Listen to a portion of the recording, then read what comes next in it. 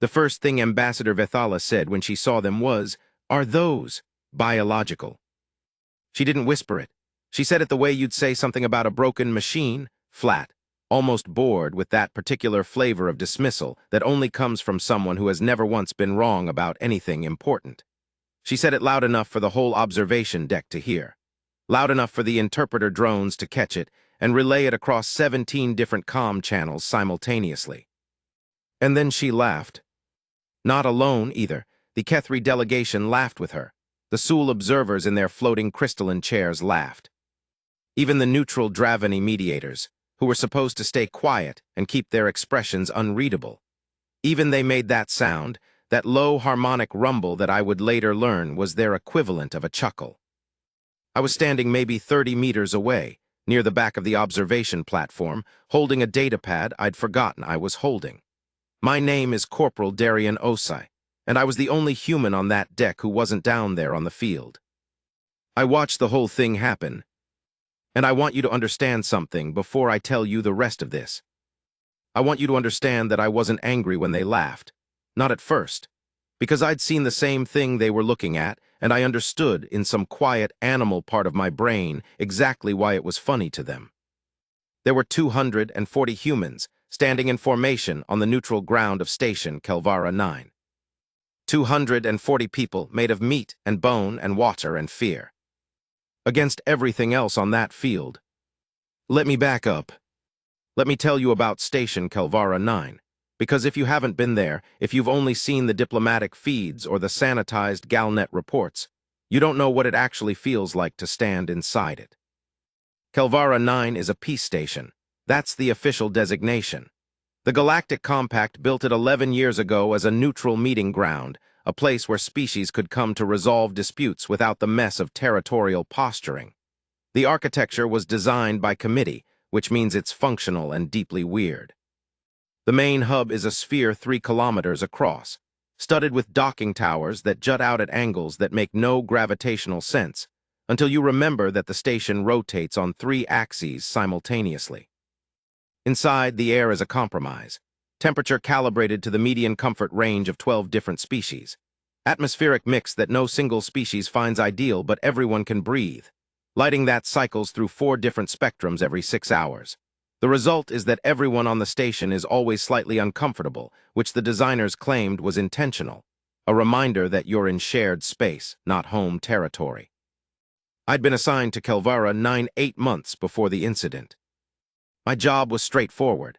I was part of the Earth Security Liaison Team, 3 humans embedded with the station's diplomatic corps to provide continuity for any negotiations involving human interests. Practically speaking, this meant I spent most of my time filing reports, translating cultural context for alien diplomats who found humans confusing, and trying to explain to my superiors back on Earth why things were moving slower than they'd hoped. It was not a glamorous posting, but I was good at it. I spoke 3 galactic standard dialects and passable Kethri, which is hard. Kethri is a tonal language where the same word can mean 17 different things depending on whether you're exhaling or inhaling when you say it. I understood the politics. I knew which factions were actually hostile, and which ones were just performing hostility for their home audiences. And I understood, probably better than most humans at my level, how the rest of the galaxy saw us. The Galactic Compact had been established for over 400 years before humanity made contact. 4 centuries of trade routes, treaties, shared history, shared wars, shared catastrophes. By the time we showed up, stumbling through our first FTL jump with a ship held together by jury-rigged physics and a lot of prayer, we were entering a room where everyone already knew each other. And they looked at us the way you look at a child who's wandered into a faculty meeting. We were small, slower than most species. Our senses were mediocre, our lifespan was short. Our technology was centuries behind the compact average. Our military capability, measured in raw terms, ships, firepower, planetary shields, was essentially a rounding error. The compact was polite about it. They're not cruel, mostly. They were welcoming, even. Earth joined the compact 9 years ago with full membership rights, a seat on the secondary council, access to the trade networks, all of it. But the politeness had a texture to it. Like when an adult is very careful to be kind to a child, they don't actually expect to amount to anything. That was the atmosphere I lived in every day on Kelvara 9. I'd gotten used to it. Or I thought I had. The crisis that brought everyone to the observation deck started 3 weeks before the incident, with a border dispute that had nothing to do with humanity. The Kethri Dominion and the Sul Collective had been arguing over transit rights through the Veth Corridor, a stretch of space that both sides claimed for different historical reasons, and neither side was willing to back down on. Standard stuff. The kind of dispute that fills most of the diplomatic calendar. What made it non-standard was the Dravani. The Dravani hegemony is one of the oldest member species of the Compact. They don't fight wars themselves, haven't in centuries, but they have a peculiar tradition of what they call witness arbitration. When two parties are in dispute, if both agree, they can invite the Dravani to observe a formal demonstration of military capability. Not an actual battle, a showing, a parade of force. The Dravani assess, render an opinion on relative strength, and that opinion becomes part of the official record. Historically, it resolves about 60% of disputes without anyone firing a shot, because one side or the other looks at the Dravani's assessment and quietly decides they don't like the math. It's an old tradition, pre-compact even, and the Sul and the Kethri both agreed to it, partly because neither side wanted an actual war, and partly because each side was absolutely certain they'd come out ahead in the assessment. Here's where humanity comes in. Earth's seat on the Secondary Council meant we had observer rights for any compact arbitration process. Standard bureaucratic language, buried in the membership charter, something that had never really mattered before because no one expected us to actually invoke it. Our ambassador, Councillor Priya Mehta, invoked it. I was in the room when she made the decision. I want to be accurate about what happened, because later there were a lot of stories about it, and most of them got the details wrong. Councillor Mehta had been watching the Kethri Sul situation for weeks. She saw what most people missed, that the Veth Corridor dispute wasn't really about transit rights. It was about positioning. Both the Kethri and the Sul were expanding, and whichever one got a favorable Dravani assessment here would have a diplomatic edge that would echo through negotiations for the next 50 years. She also saw that the Dravani assessment process had a provision almost nobody had ever used. Observer species could request to participate in the demonstration, not just watch. It was designed for allied species who wanted to show solidarity, something like, "Our friend's strength is also our strength." The request had to be approved by all parties, and every party could veto it. Every party. The Kethri said yes immediately, because they thought it was funny. The Sul said yes, because they couldn't let the Kethri seem more magnanimous. The Dravani said yes, because it was technically within the rules. And that's how 240 members of the 7th Rapid Response Brigade of the Earth Defense Force found themselves standing in formation on the neutral ground of Station Kelvara 9.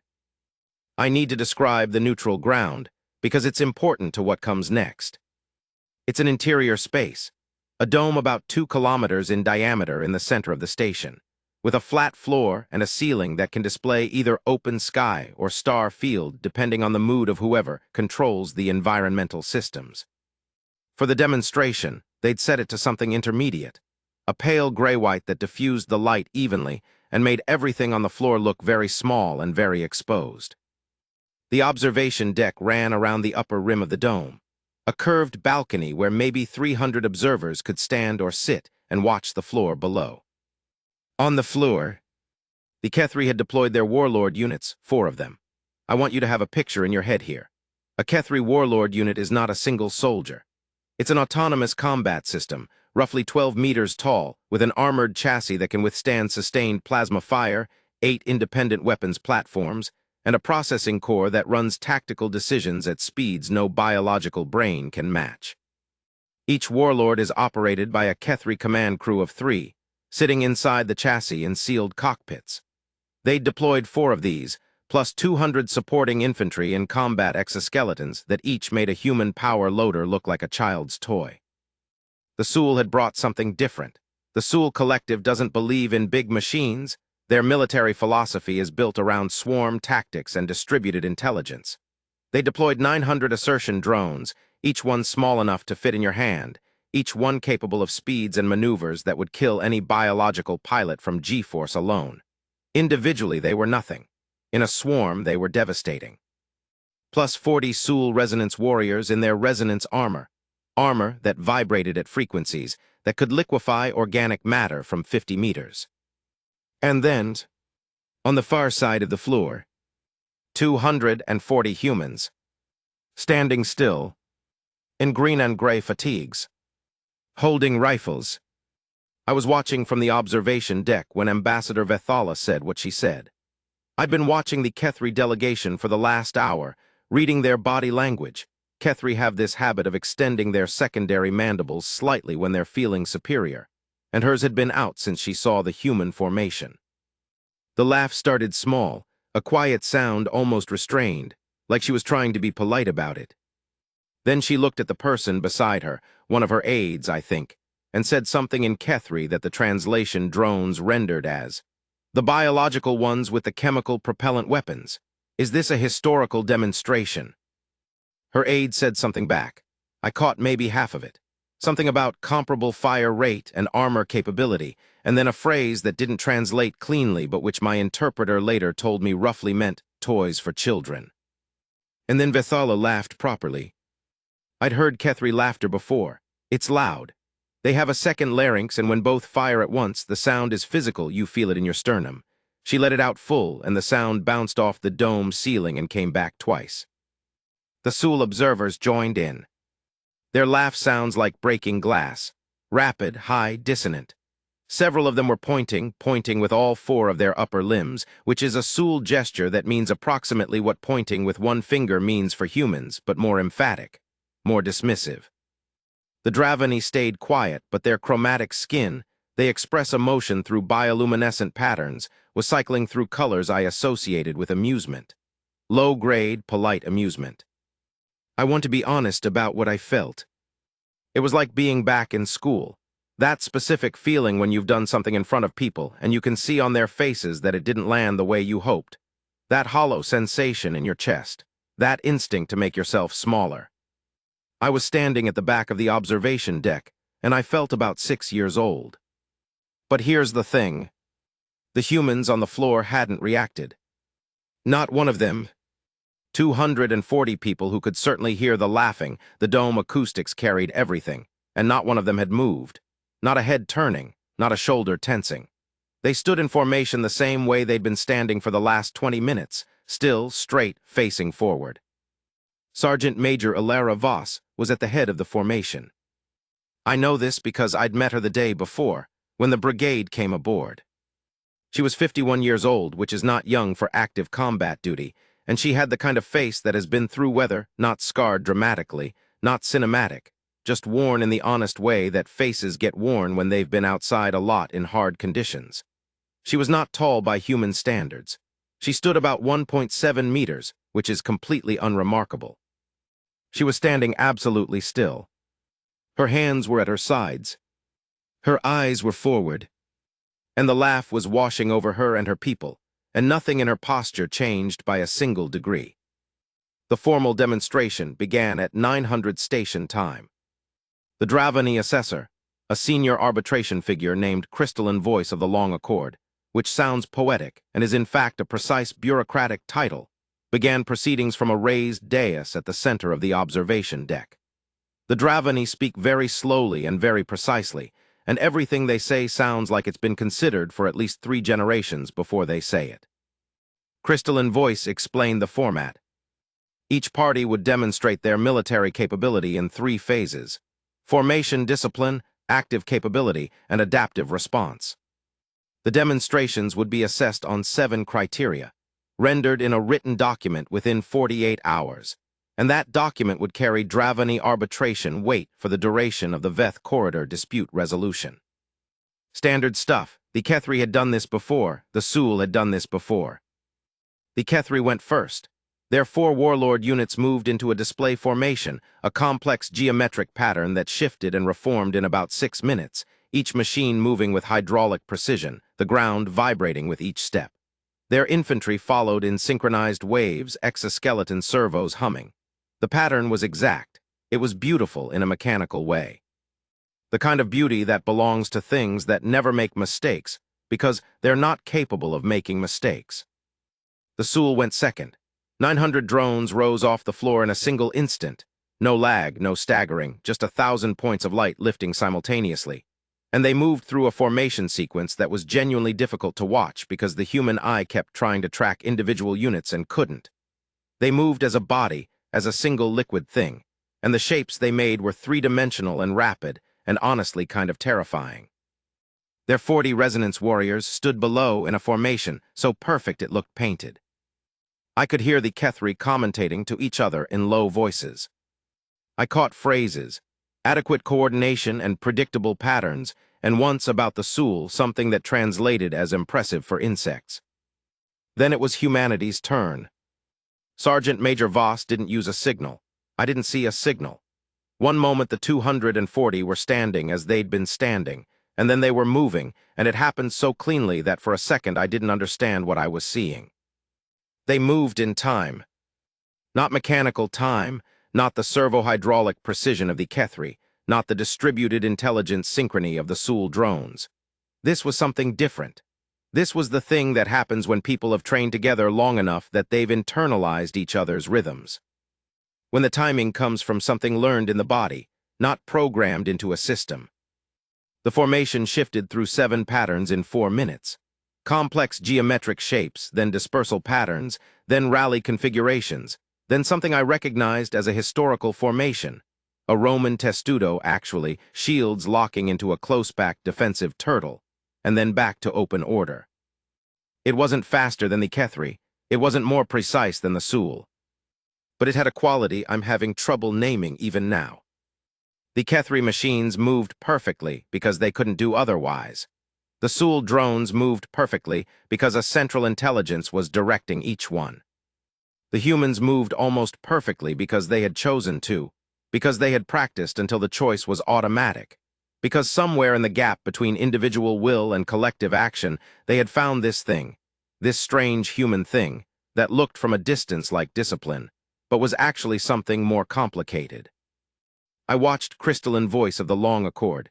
The Dravani assessor's bioluminescent patterns had changed. I'd studied enough Dravani color language to know what I was seeing. Curiosity. Quiet, controlled curiosity, but curiosity. Ambassador Vethala didn't notice. She was still making commentary to her aides. I caught the word for antiquated 3 times. Phase 2 was active capability demonstration. There was a target range set up on the far side of the neutral ground, floating spherical targets at various distances, ranging from about 50 meters out to just over 2 kilometers. The test was simple: demonstrate weapons capability within a time limit.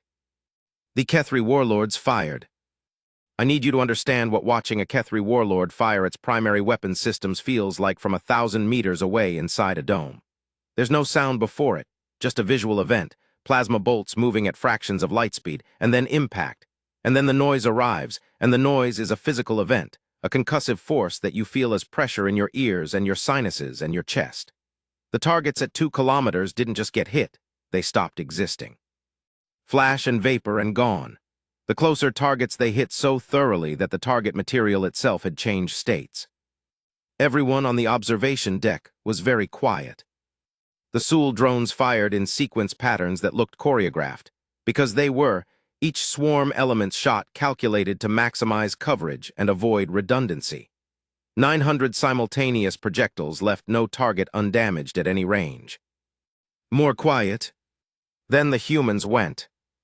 They set up in firing positions, prone, kneeling, standing, in a pattern I recognized as standard layered coverage.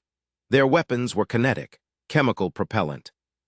I knew what was coming, and I still tensed up involuntarily, because the ambient atmosphere in that room had been set by what the Kethri and Sul had just shown. And human rifles, in that context, felt like showing up to a fireworks competition with a box of matches. The first volley hit. The targets at 50 meters were destroyed. Clean, efficient, exactly what you'd expect. The targets at 200 meters were mostly destroyed. The targets at 500 meters were partially hit. The targets at 1 kilometer were partially hit. The targets at 2 kilometers were not reliably hit, not by most shooters. But here's the thing I noticed. The thing that crystalline voice of the long accord was noting on her assessment instrument. The human shots that hit the same place twice. Not the same target, the same spot on the target. The rounds grouped, multiple shooters over a range of angles, achieving consistent accuracy at their effective distances, concentrating fire instinctively, without being networked together, without a central fire control AI coordinating them. Doing it because they'd been taught to, and because they'd practiced it until it was reflex.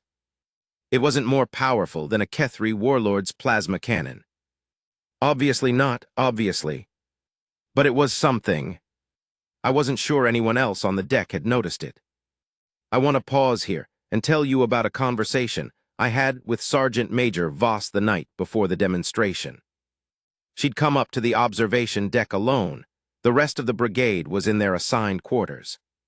It was 2300 station time, and the dome was on star field mode, which means the floor 300 meters below was a dark absence, and above us was the mapped starscape of the compact's home systems, overlaid with the actual visible stars beyond the hull.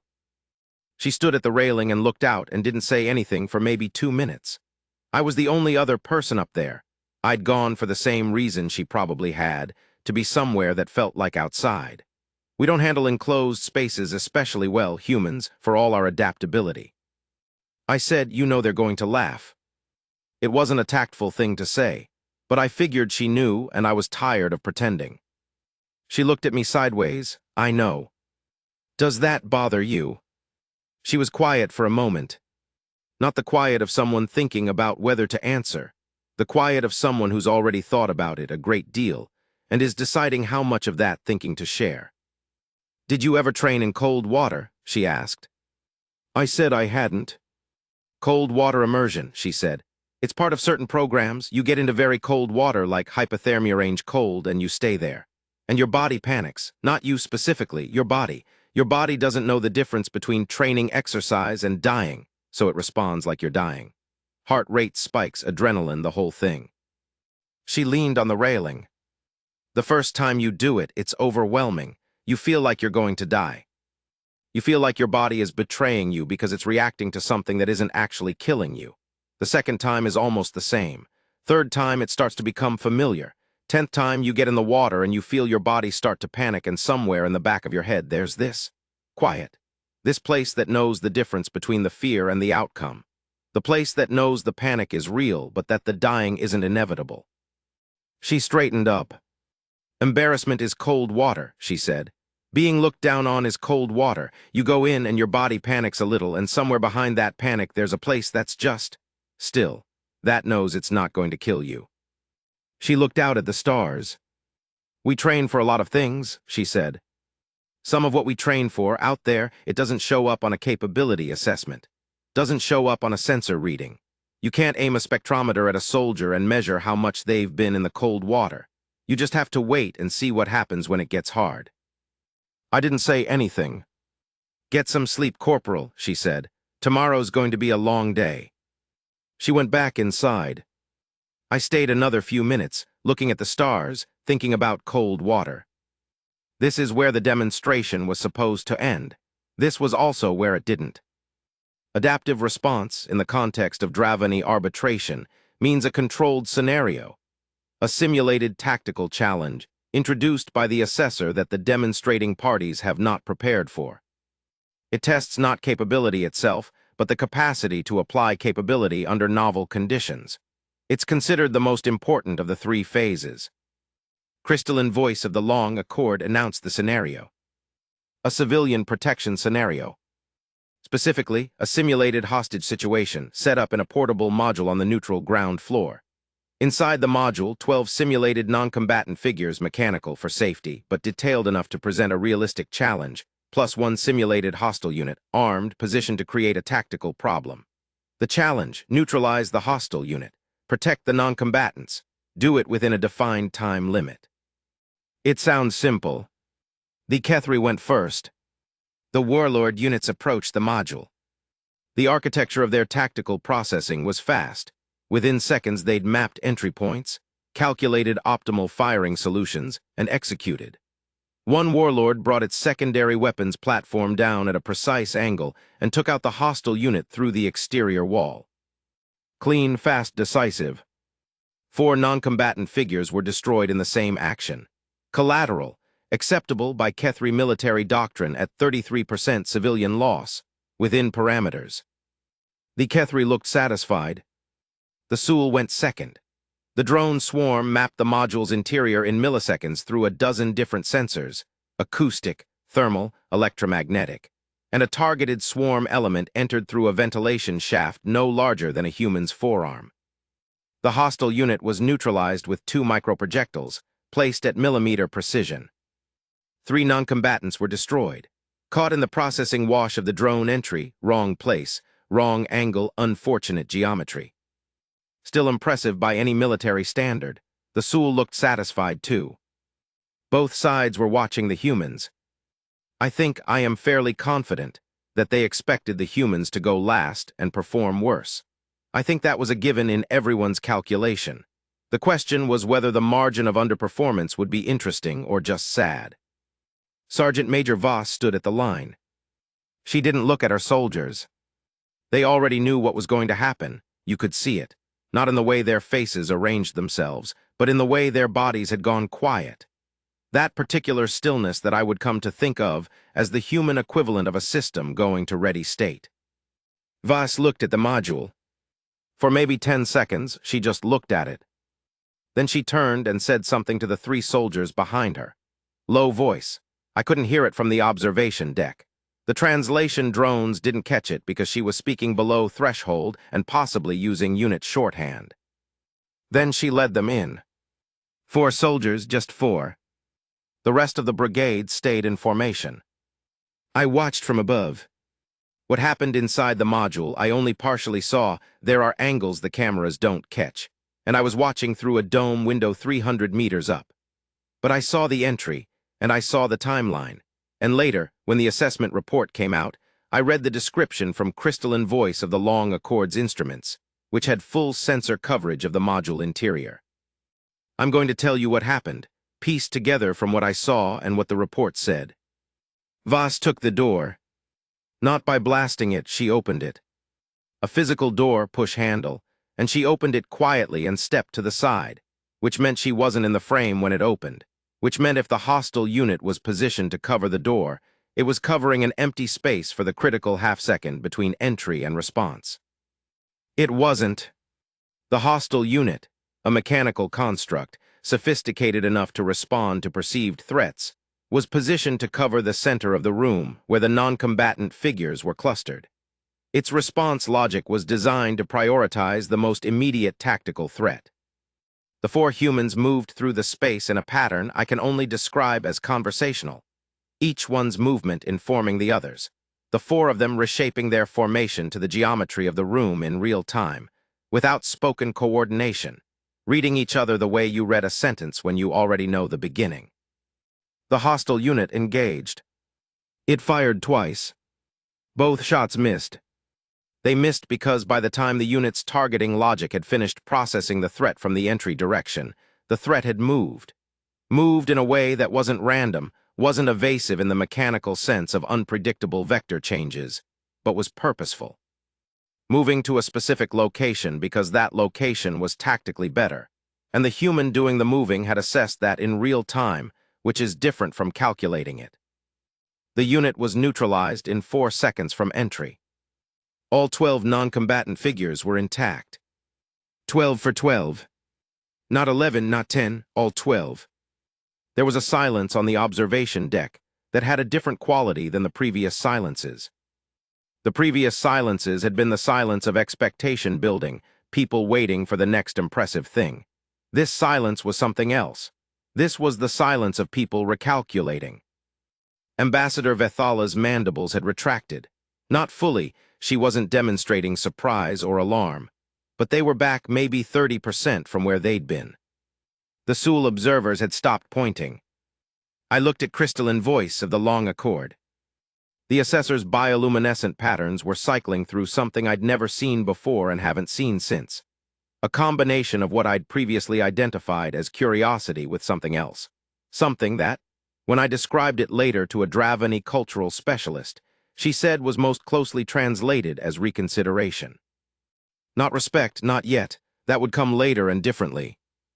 But reconsideration. The sense of having made an assumption and now looking at the evidence and thinking, wait. Here's what I haven't told you yet. I haven't told you what I was watching while the adaptive response phase was happening. I mean, I was watching the module, obviously. But I was also watching the rest of the brigade. 236 soldiers who were not in the module. Standing in formation, while their sergeant major and 3 colleagues were inside a tactical scenario with unknown variables and a hostile unit that was mechanically capable of inflicting serious harm. Standing still. Not rigid, not frozen, still. I've thought about this a lot in the months since. I've thought about what it takes to stand still while the people you've trained with, the people whose timing you've internalized, the people whose movement you know in the back of your body, while those people are in a room you can't see, doing a thing you can't help with, and you're standing in a formation because that's what you were told to do and the task requires it. I've thought about what it takes to trust the situation that much. To trust your own people that much. To trust yourself that much. To trust that if something went badly wrong, you would hear it, or see it, or know it, and then you would respond. And that between now and that moment your job is to hold your position because your sergeant major needs to know that the formation is there when she comes back out. A Kethri warlord doesn't experience this. It has no relationship to the concept of waiting for people you care about. A Sul drone doesn't experience this. It has no individual, it is part of the collective or it is nothing. 236 humans stood in formation and waited for 4 of their own to come back out of a room. And they came back out. And without a command being given, without a signal I could see, the formation made a sound. Not a cheer, not organized, not orchestrated. A sound. The kind of sound that comes out of people when something they were afraid about turns out okay. A single exhalation, collective, that happened to take on a shape because 236 mouths were making it at the same time. And then they were still again. As if the sound hadn't happened. As if it had never not been under control. The formal assessment meeting was the next day. I was there as part of the Earth liaison team, sitting in the back of the chamber with Counselor Maida and 2 of her senior advisors. The Kethri delegation was across the room. The Sul were in their floating chairs. The Dravani assessors were at the long table in front. Crystalline voice of the long accord spoke for a long time. The Dravani always do. Their assessment process is thorough in the way that geological processes are thorough. It covers everything, it misses nothing, and it takes as long as it takes. I'm going to summarize, because the full document is available in the compact diplomatic archives, and it runs to about 400 pages. On formation discipline, the Kethri and Sul were assessed as superior in measurable metrics: speed, precision, synchrony. On active capability, the Kethri were assessed as dominant at long range and in raw destructive output. The Sul were assessed as dominant in area denial and multi-target engagement. Humanity was assessed as within acceptable parameters for close to medium-range engagement, with noted consistency metrics.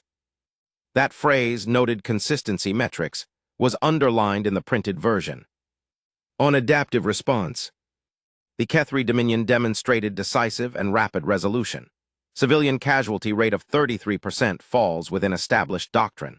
The Sul Collective demonstrated sensor integration capability of notable sophistication. Civilian casualty rate of 25%. The Human Earth Defense Force demonstrated a resolution with 0 civilian casualties within the allotted time period. Long pause there, you could hear the ventilation system.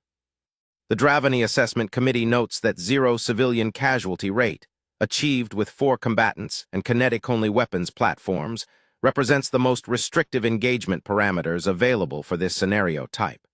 This result was not predicted by the committee's preliminary capability modeling. The committee is revising its modeling framework. Another pause. The committee further notes that the human formation's cohesion during the adaptive response phase, specifically the maintenance of structured readiness, by the full formation during the active elements engagement period, was assessed by the committee's behavioral analysis systems as anomalous. Specifically, the degree of trust-distributed coordination demonstrated is not consistent with non-networked biological units operating under standard command hierarchy protocols. The committee is requesting access to Earth Defense Force training documentation for archival assessment purposes. Ambassador Vethala's mandibles did something complicated. Counselor Maida didn't smile. She's too good at this for that. But she sat up slightly in her chair, and her hands, which had been folded on the table, relaxed.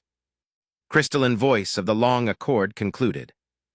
The committee's formal recommendation on the Veth corridor matter is that the parties return to direct negotiation, as the capability assessment does not yield a clear differential sufficient to recommend concession.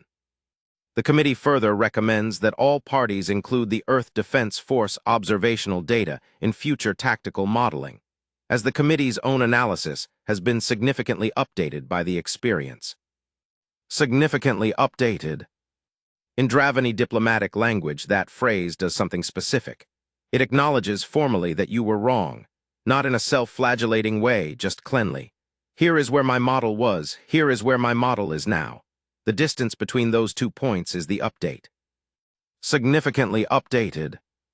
I felt something lift off my chest that I hadn't fully realized was sitting there. After the meeting, there was a reception. Diplomatic functions always end in receptions. This is true across the galaxy, apparently. Every species has converged on the tradition of standing around with beverages and doing the work that meetings can't do. I was at the edge of the room when Ambassador Vethala approached me. I want to be precise. She walked across the room, past her own aides and her own delegation and several people who clearly wanted to speak to her, and she walked to where I was standing and she stopped in front of me. Her mandibles were retracted all the way, resting position. She said in galactic standard, "The Sergeant Major, what is her designation?" "Her name," I said, "is Ilara Voss." Ilara Voss. The Kethri approximation of it came out something like Ilara Voss, which was close enough. "Yes." "The weapon she carries, kinetic propellant. Single target, capacity of approximately 30 rounds. 32, yes. With this, she achieved 0 casualties." It wasn't a question, but I answered it anyway. "Yes." Vethala was quiet for a moment. Her eyes, Kethri have 4 of them, arranged in a wider arc than human eyes, moved slightly in a pattern I associated with deep processing. Not the fast flicker of surface calculation, but the slower sweep of something being reconsidered fundamentally. "My intelligence assessment," she said finally, "prepared before this engagement, rated human military personnel at 7.3 on the Compact Capability Index." "That sounds right for raw metrics." "The Dravani's updated assessment," she said, "places the adaptive response unit at 51.8. I did the math in my head. That's a substantial revision." "It is," she paused again. "The index measures capability, power output, sensor range, speed, redundancy." She paused. "It does not measure the thing your soldiers did." "What thing is that?" Her 4 eyes did the slow sweep again. "I do not have a word for it," she said. "In Kethri, we would say," and she said something in her own language, something that the translation drone rendered as the decision not to fail one another. But that is not quite right either. She looked toward where Sergeant Major Voss was standing across the room, talking to one of the Dravani staff members. "We will need a new index item," Vethala said, "for the revision." She walked away. I talked to Voss later that night. Same observation deck, same star field. She'd been the one to ask me to meet her there, which surprised me a little. She was quieter than the night before. Tired, maybe. Or just settled in the way people get after something they've been bracing for has finally happened and turned out to be survivable. I told her what Vethala had said. She listened without interrupting.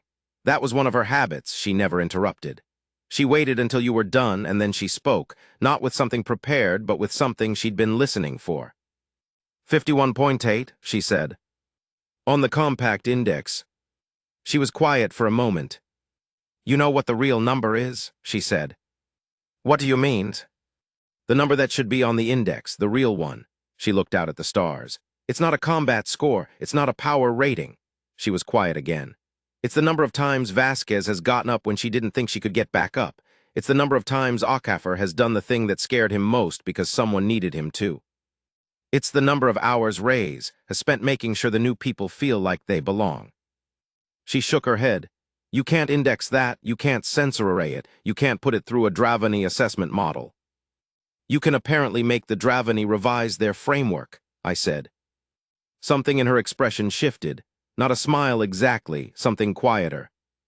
The cold water, she said. Yeah. She nodded slowly. We stood there for a while, not talking. The stars above Kelvara 9 were thick. This part of the compact is near a stellar nursery, and the sky is never really dark. It's always lit by things forming, things burning toward life. They're going to keep underestimating us, she said after a while. Vethala and the rest of them, this changes the number on an index. It doesn't change the fundamental assumption. Probably not. Good, she said it simply, without edge. I'd rather they keep underestimating us. Easier to be surprising when no one's watching closely. Let me tell you about Vasquez, because Voss mentioned her name, and she deserves to be in this story.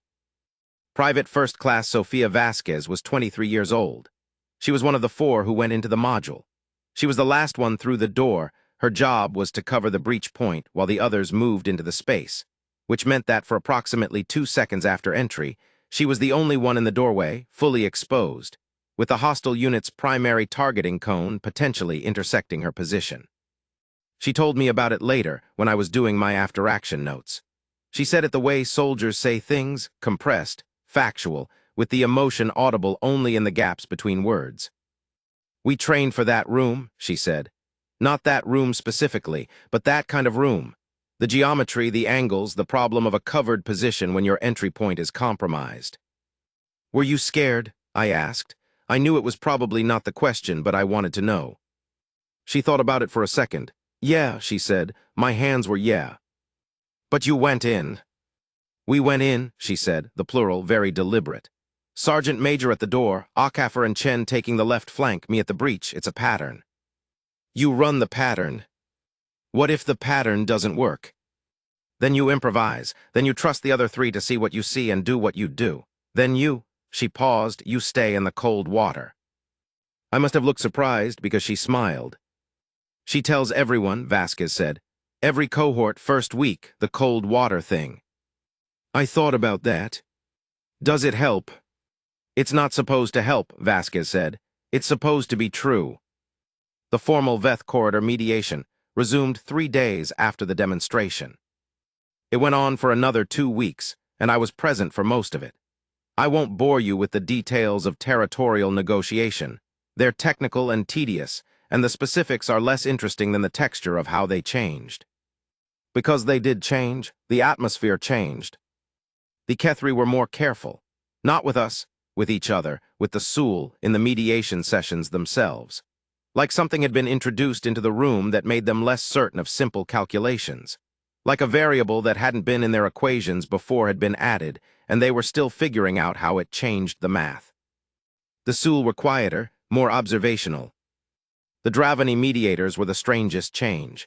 They started asking us questions, the Earth liaison team, not about the dispute but about us, about training, about history, about what humans consider courage and whether it's different from what humans consider fear and whether the two can coexist and what happens when they do.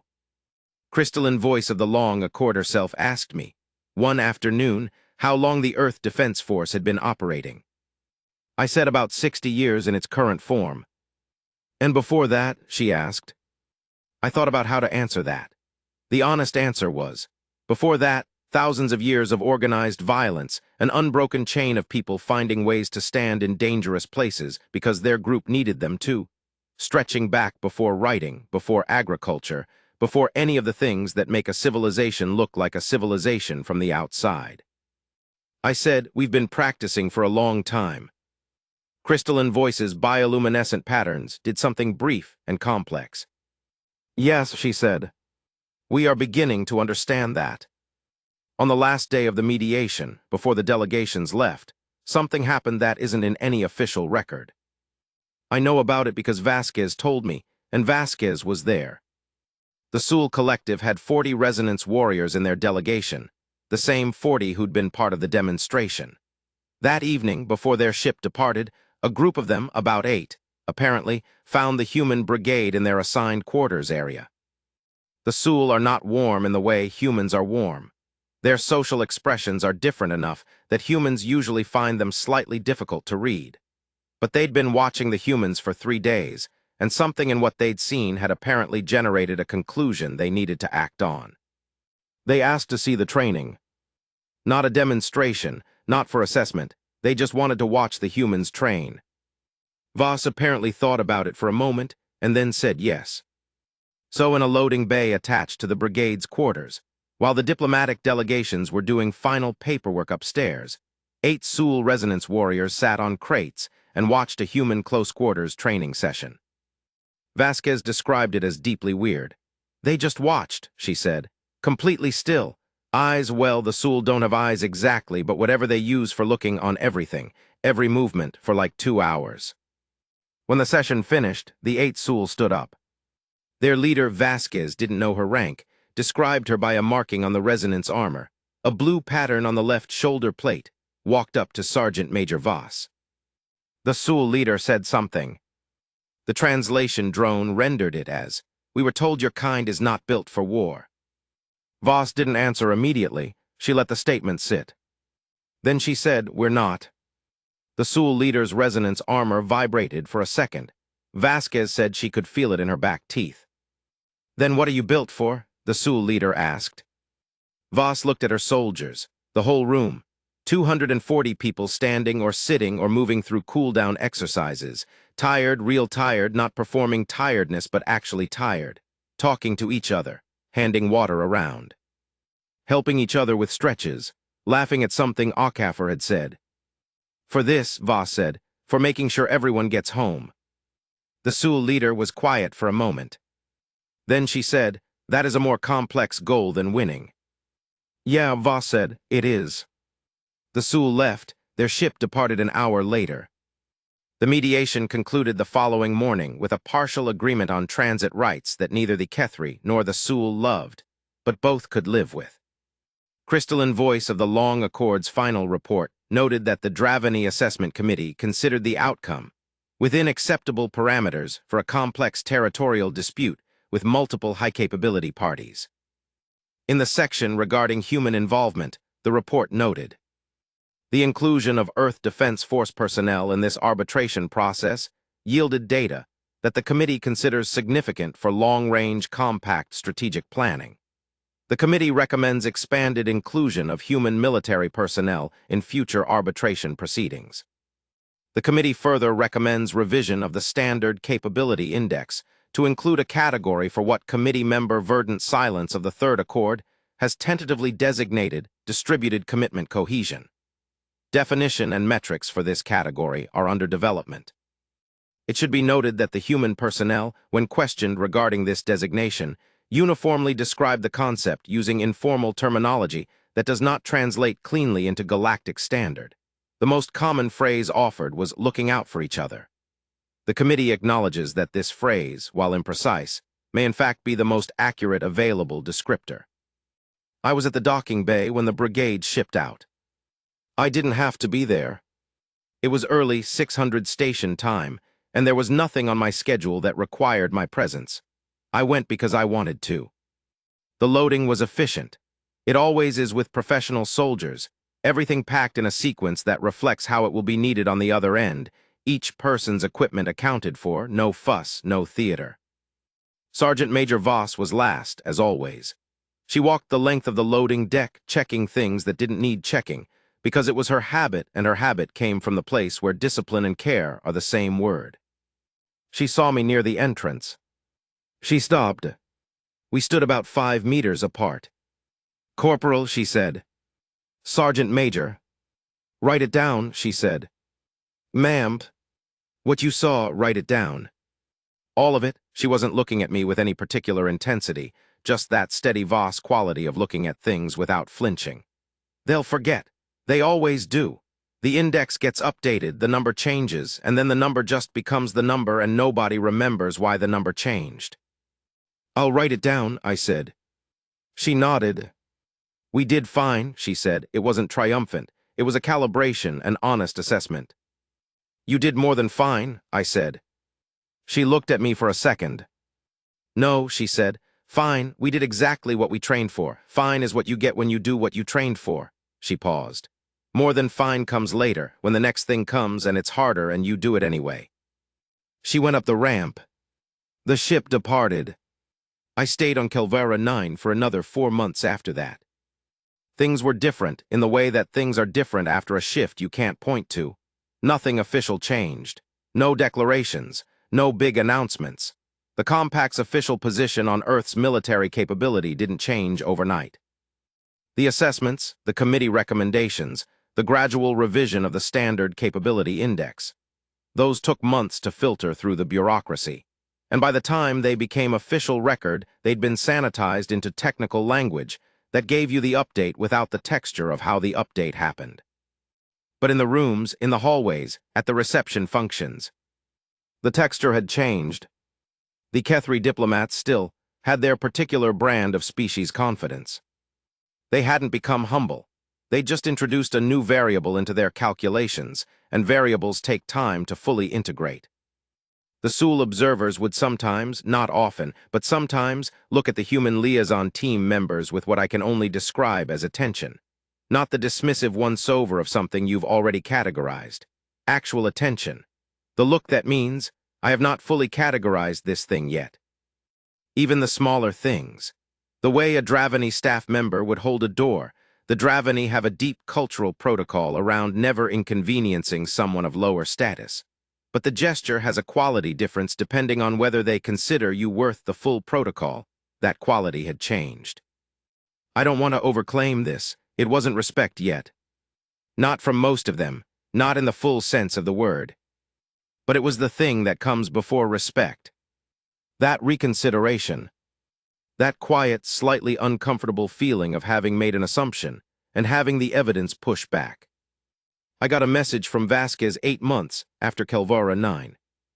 She was writing from a posting on the Outer Rim, a joint human compact patrol mission, one of the first of its kind, which had come about partly as a result of the Dravani recommendation, and partly because the diplomatic ground had shifted enough that the proposal wasn't automatically dismissed anymore.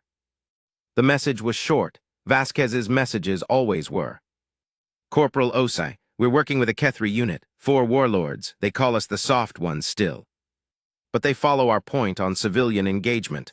No one said anything about it. They just do it. Cold water. Vasquez. I read it 3 times. Then I wrote back, cold water. That was the whole message. It was enough. There's one more thing I want to tell you. 3 months ago, I was at a compact diplomatic briefing. Standard stuff, quarterly update on Rim sector activity, trade flow summaries, a rundown on a minor territorial dispute near the Kel Nebula that nobody expected to escalate. At the end of the briefing, one of the senior Dravani officials, not Crystalline Voice herself, but one of her staff, a younger figure I'd seen at Kelvara 9, mentioned that the Standard Capability Index revision had been finalized. The new category was officially designated, Distributed Commitment Cohesion, DCC.